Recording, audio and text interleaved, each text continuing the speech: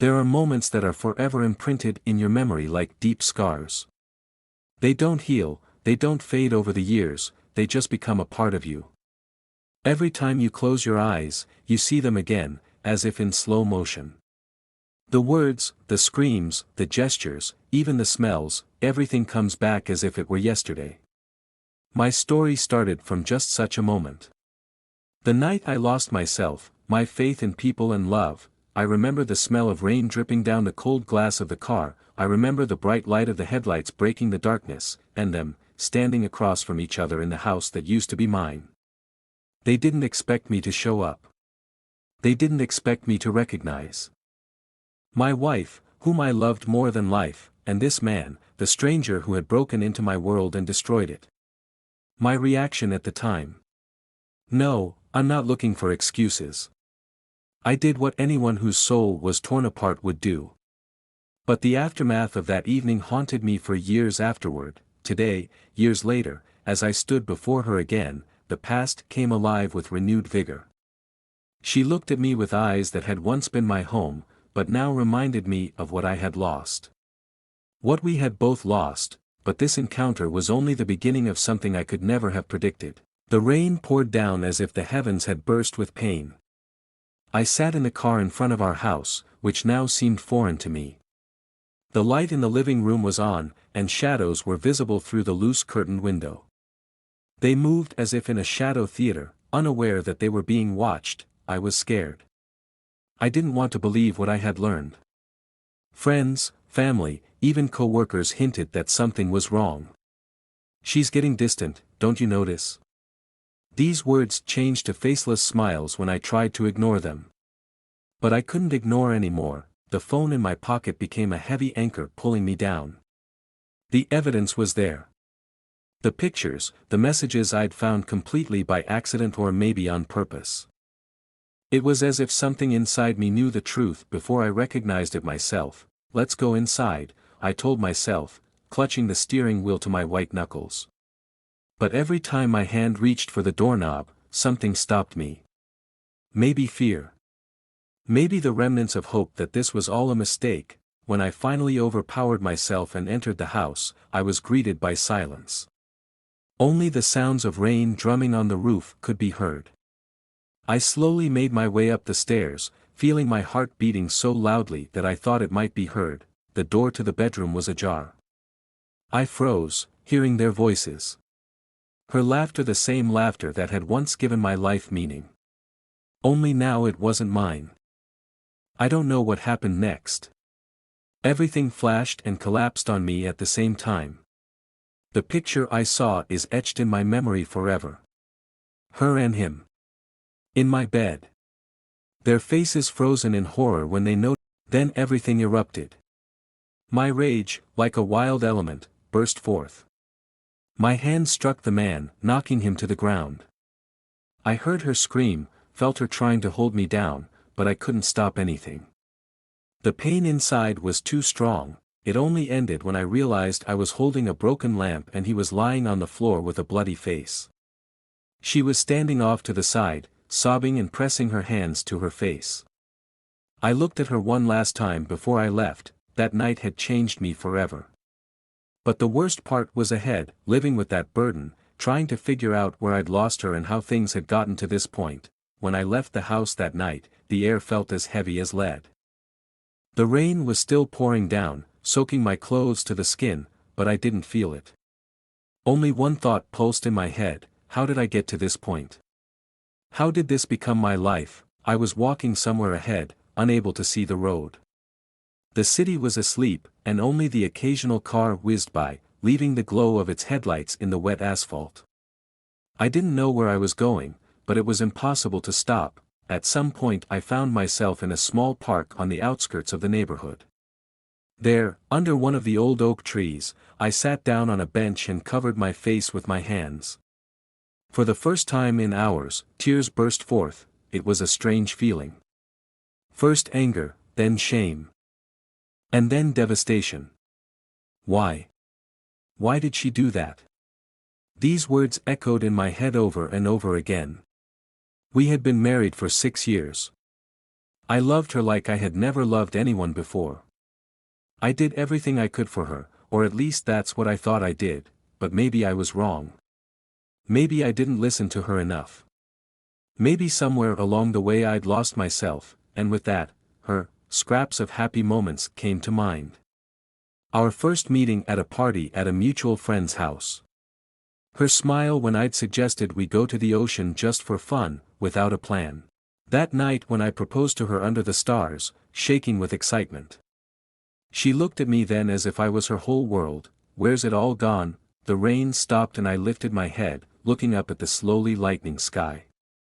My life was now divided into two parts, before that night and after. I got home in the morning. The house greeted me cold and empty. Everything that reminded me of her had become unbearably foreign. I walked around the rooms like a ghost, not knowing what to do next. The phone on the kitchen table blinked with unread messages. A few from her, one from her mother who was trying to call, and a couple from friends. I didn't answer. That evening, I got a call from my lawyer. Her lawyer. The voice was official, as cold as the message itself. She had filed for divorce. I had to vacate the house within a month. It was the final nail in my coffin. She didn't even try to talk. Didn't try to explain herself. I realized it was the end for her. For me, it was the beginning of a new, very different life, a life alone, with the weight of memories that seemed to crush me. I thought the pain of that night would fade with time, but it grew stronger every day. When I left home 2 weeks later, packing my belongings into a few cardboard boxes, it wasn't just a move. It was an exile. An exile from the life I had once considered my own. I rented a small apartment on the outskirts of town. Creaky floors, walls in need of repair, and a dim light in the bathroom all perfectly reflected my condition. There was nothing cozy, nothing warm. Just me and the silence that had become my constant companion. I didn't try to reconnect with her. Every time I pictured her face, I was flooded with such a wave of rage and pain that I thought I couldn't breathe anymore. Instead, I withdrew into myself. Work became my only escape. I was the first to arrive at the office and the last to leave, but even that didn't help. Colleagues who used to call me in for lunches or conversations over coffee began to shun me. They knew. They didn't ask, but they knew. Rumors spread fast, especially dirty ones like this. One day, my friend and colleague, Michael, approached me. He was one of the few people who still talked to me after what had happened. Look, you have to do something. You can't live like this, he said, sitting down on the edge of my desk. What do I have to do? I asked, keeping my eyes on the monitor. It's already done, you can at least talk to someone. A counselor, your friends. Anyone. I brushed it off. The idea of telling someone about what was going on inside me seemed impossible. How do I explain that every night I woke up from nightmares where she'd gone to him over and over again? How to explain that even her name in casual conversations made me clench in pain? But time passed, and my condition worsened. I avoided people, ignored family calls, stopped talking to friends. It seemed like the world around me slowed down, and I remained standing still, and that's when the flashback started. I could be standing in line at the supermarket and suddenly the smell of her perfume would enter my nostrils. I'd turn around, expecting to see her, but every time it was someone else in front of me. Or I'd hear her laughing, in a crowd, on the street, even on TV. My heart started pounding, but she was nowhere to be found. One day I walked into a cafe where we often went together. It was a mistake. When the waiter asked if there was a second person waiting, I just got up and left without answering. I became more and more withdrawn until one day I realized that I couldn't go on like this. If I didn't start fighting for my life, I would simply be gone. I made an appointment with a psychotherapist. It was not easy, even a step across the threshold of the office was difficult for me. But after a few appointments, I started talking. About my anger, about my loneliness, about how much I loved her and how betrayal destroyed everything. But even therapy couldn't prepare me for what I would learn later. Therapy became a kind of anchor that kept me afloat. The first few weeks were excruciating. Each session pulled out the emotions I had hidden deep inside. My therapist, an older woman named Martha, listened intently without interrupting. Her voice was calm and poised, and in that calmness I found some comfort. "Tell me, how do you feel now? Remembering that night?" she asked. "Anger," I answered without hesitation. "But more shame." "Shame for what?" "Shame that I lost control. For hitting that man." Martha didn't judge. She reminded me that the emotions I was experiencing then were natural, but that didn't absolve me of responsibility for my actions. I began to unravel this ball of pain little by little, but the past wouldn't let go. One day, when I got home from a session, I decided to sort through some old things I had brought from home. In one of the boxes I found a photo album. Our life with her flashed across the pages like a scene from some alien movie.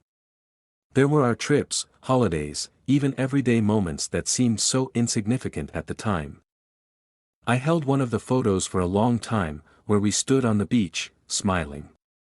Her hair was fluttering in the wind, and her eyes looked at me with such love that I couldn't forget. I tried to understand, when did that look disappear?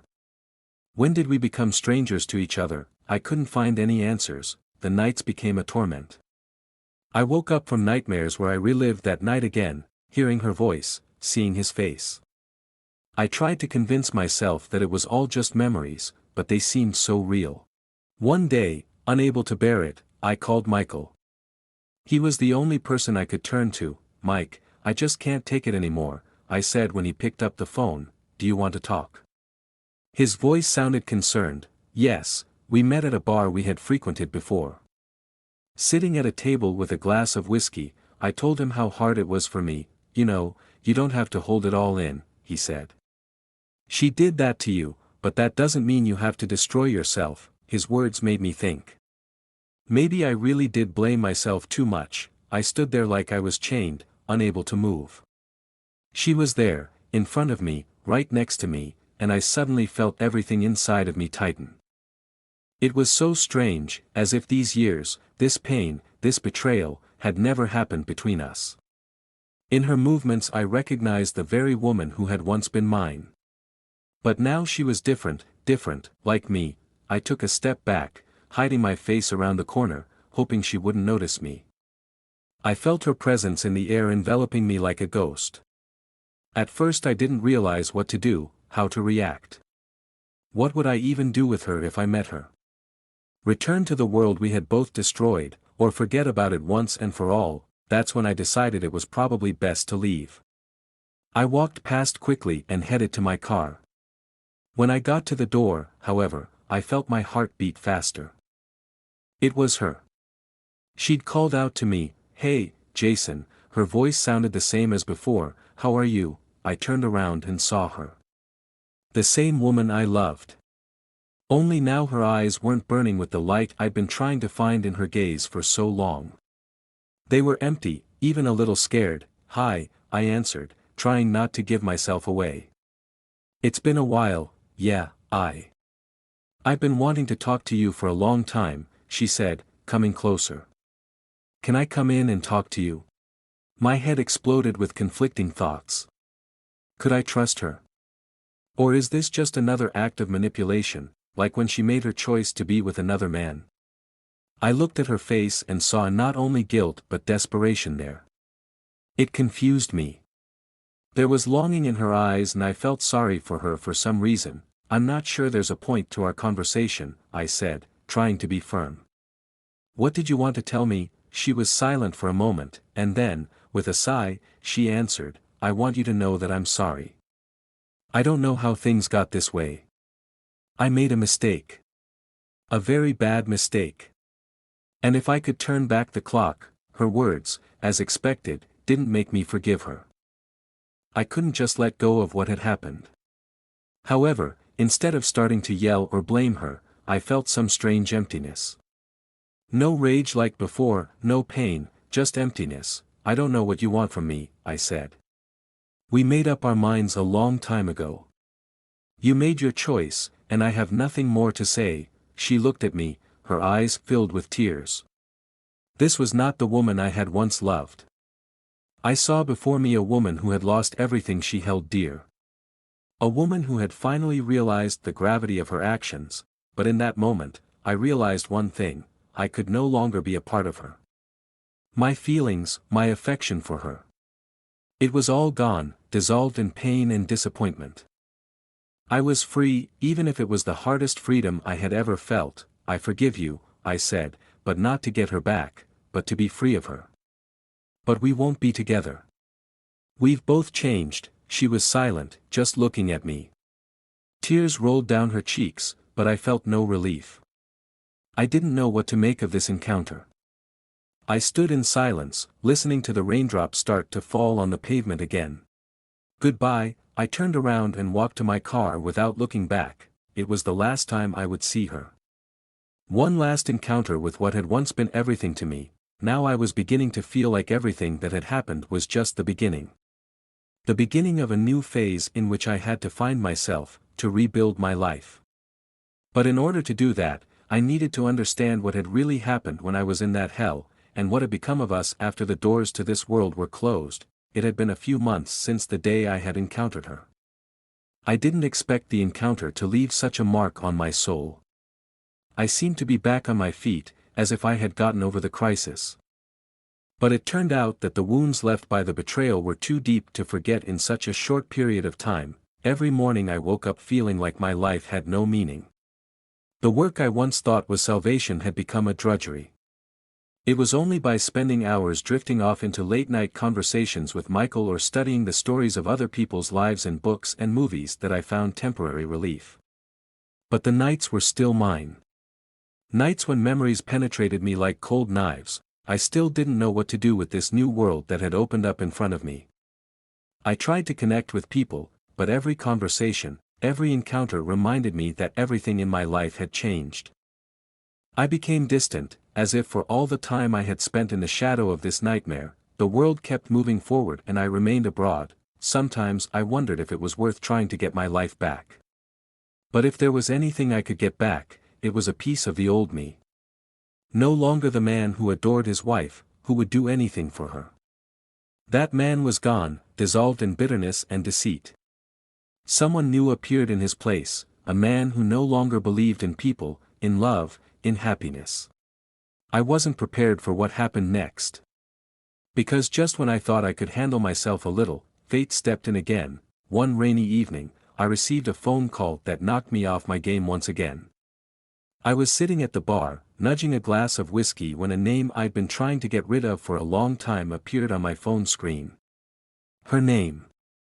Strangely, I wasn't immediately able to answer it.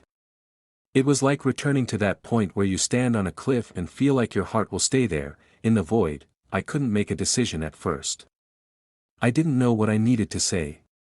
No matter how hard I tried to convince myself to close the door to that world and never come back.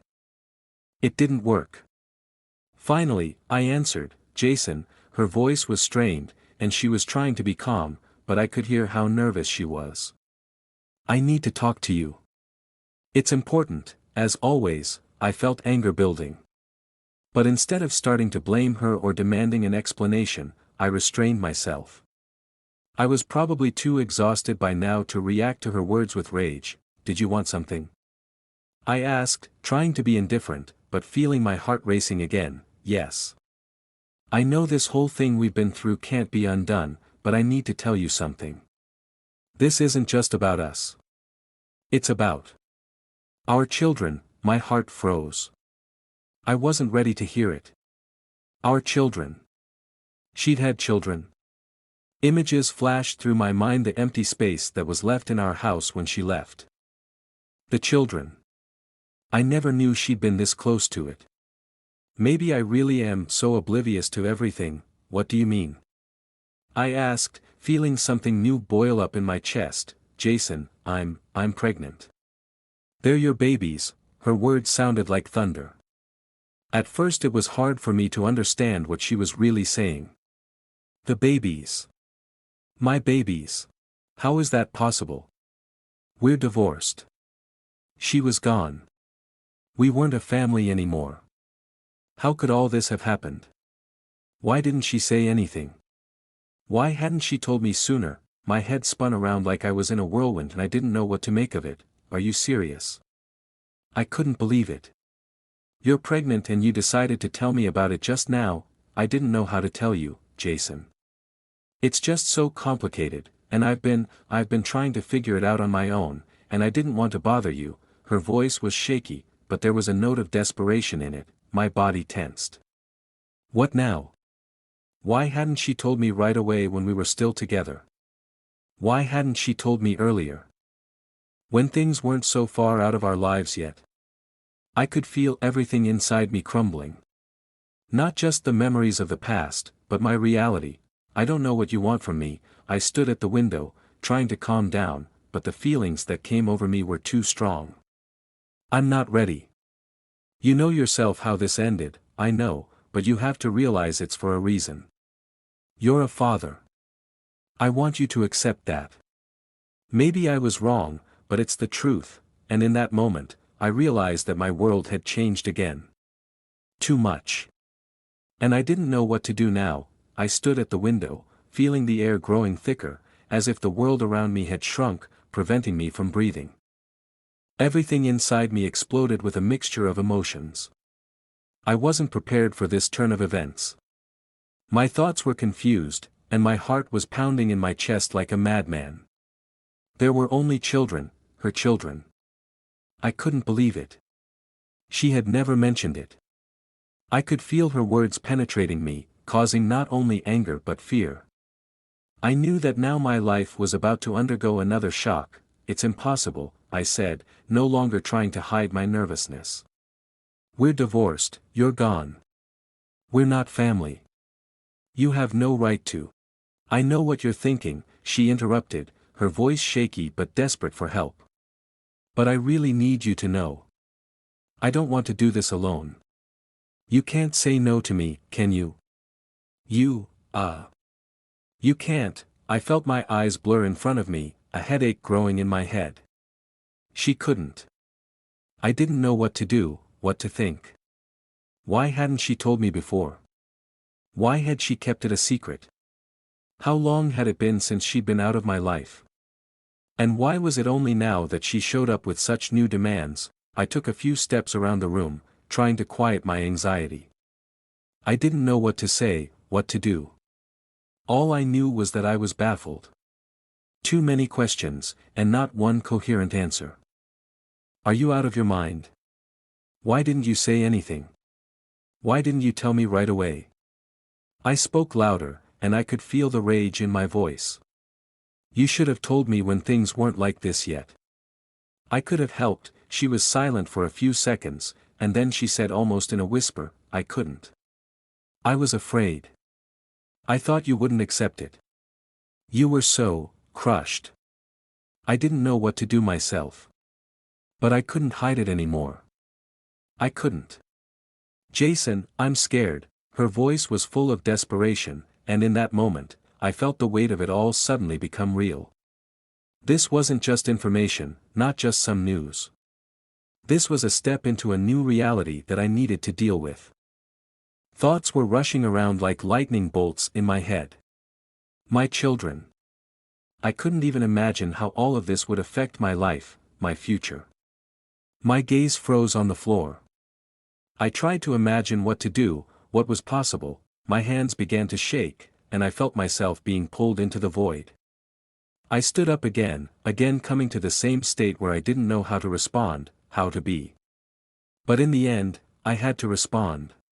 Do you seriously want me to accept this? You think I can come back to this life, come back to you? I've already forgotten what it was like to be with you. You ruined everything. And now? Now you expect me to accept your children? I don't know how to do this, I don't know how to be a father. Do you understand? Silence. She waited, and I waited.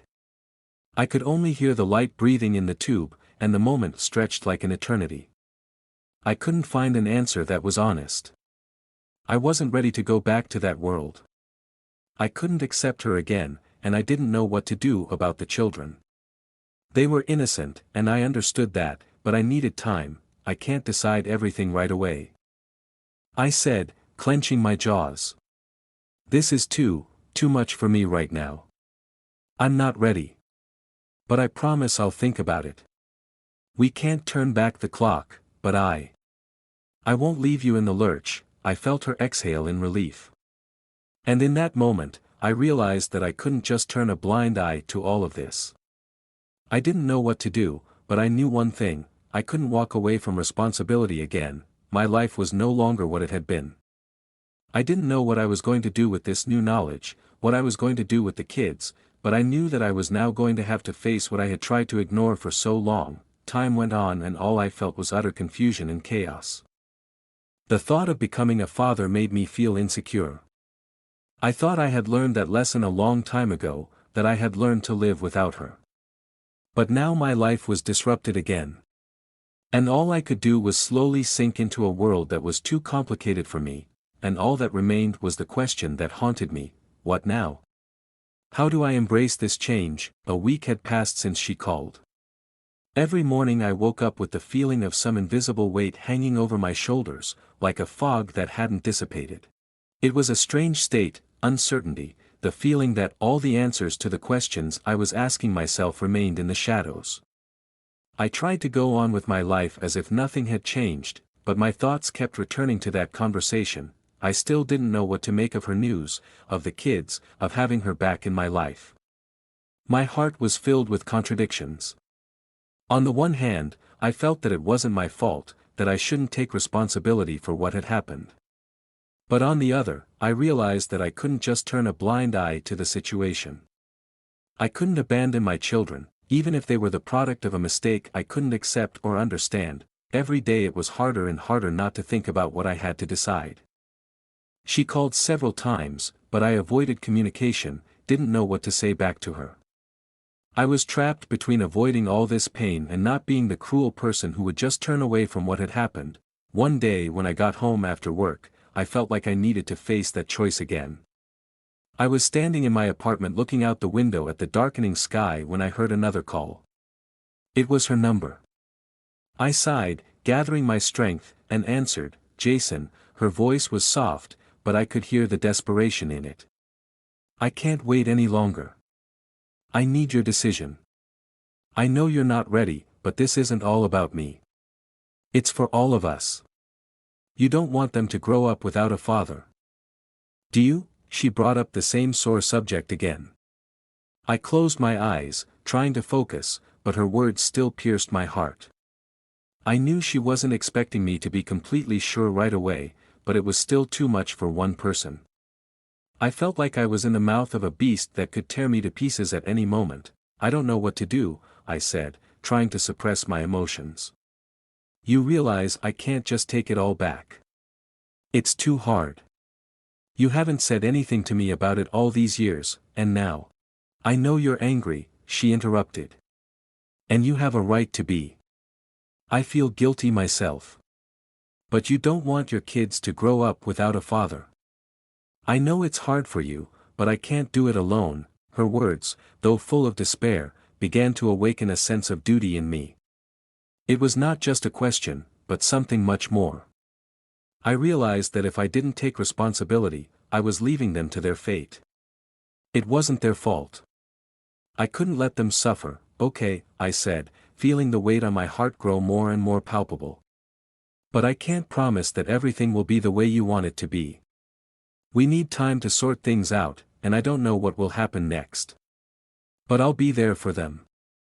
I'll be there for them like a father. She was silent on the other end of the wire for a moment, then, a faint smile in her voice, she said, "Thank you, Jason. You don't know how much this means to me.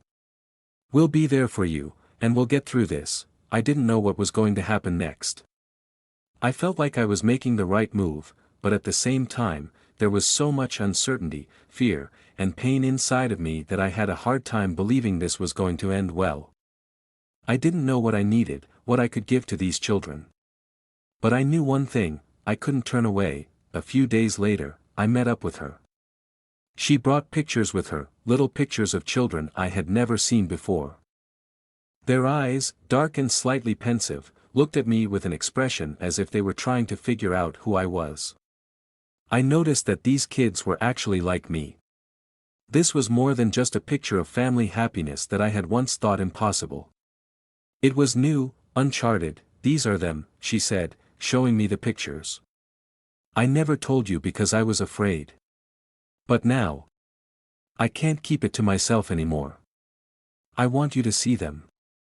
You're their father. I stared at the pictures, not knowing how to react. My heart clenched, but I couldn't bring myself to feel anything definite. I could feel the emptiness building up inside of me, but still knew I couldn't pretend not to see these children. I owed it to myself to make a move, if only for their sake. I don't know what to say, I said, unable to hide my confusion. I'm not ready, I don't know how to change all this. But I'll try. I'll try to be with you. She looked at me with gratitude, but there was still sadness in her eyes. I could see that she didn't know how it was going to go either. And in that moment it was clear to me that there were many difficult decisions ahead of us. But I couldn't and wouldn't make the mistake again. I knew I would be there for her. Time passed, but the feeling of uncertainty continued to live in me. I began to spend more and more time with the children. They were still small, but their eyes, full of curiosity and alienation, made me think. They were not my children in the way I had envisioned them. They didn't know me.